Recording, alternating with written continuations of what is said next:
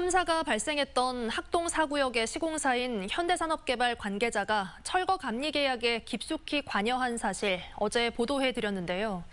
취재 결과 공정하게 감리를 선정하고 감독해야 할 광주 동구청 직원은 감리자가 선정되기 전부터 현대산업개발과 긴밀히 접촉해온 것으로 확인됐습니다. 우종훈 기자가 취재했습니다.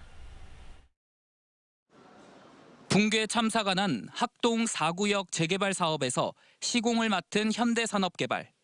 참사 직후 권순호 현대산업개발 대표는 광주를 찾아 참사의 원인이 된 불법 재하도급을 몰랐고 비상주 감리 계약에 관여한 바가 없다고 밝혔습니다.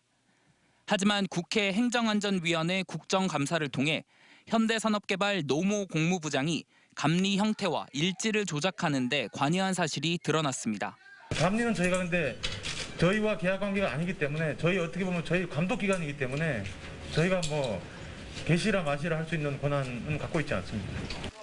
그런데 현대산업개발 노부장은 감리자 차 씨뿐만 아니라 도시계획 관련 일을 하며 차 씨를 알고 지낸 광주 동구청 이모 과장과 감리 선정 전부터 긴밀한 관계를 유지한 것으로 추가 확인됐습니다.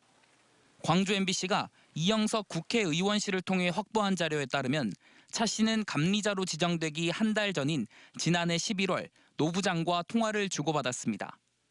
차 씨가 전화를 걸어 이 과장이 통화를 한번 해보라고 했다고 하자 노 부장은 감리 비용을 산정하기 위한 건물 현황과 면적표를 이 과장에게 전달해뒀다며 감리자로 지정되지도 않은 차 씨에게 감리 비용 산출 방식 중 하나를 선택해 미리 산출을 해보라고 권유합니다.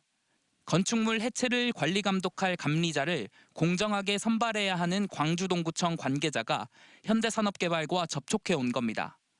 결국 차 씨는 한 달 뒤인 지난해 12월 31일 광주 동구로부터 감리자로 지정됐다는 사실을 통보받고 자신이 제출한 1억 3,900여만 원이 아닌 4,900여만 원의 비상주 감리 형태로 재개발조합과 계약을 맺습니다.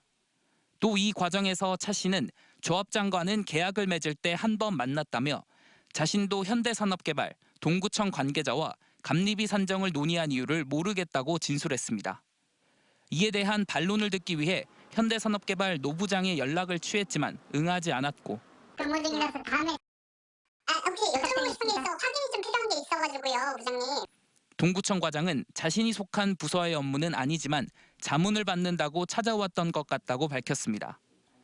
이미 학동 참사 직후 경찰 수사에서 광주 동구청 건축과 직원이 퇴직 공무원의 부정 청탁을 받고 감리자 선정에 개입한 것이 확인된 가운데 현대산업개발 관계자와 또 다른 동구청 과장급 직원이 개입한 것으로 드러나 감리자 선정을 둔 과정과 배경에 관심이 쏠리고 있습니다.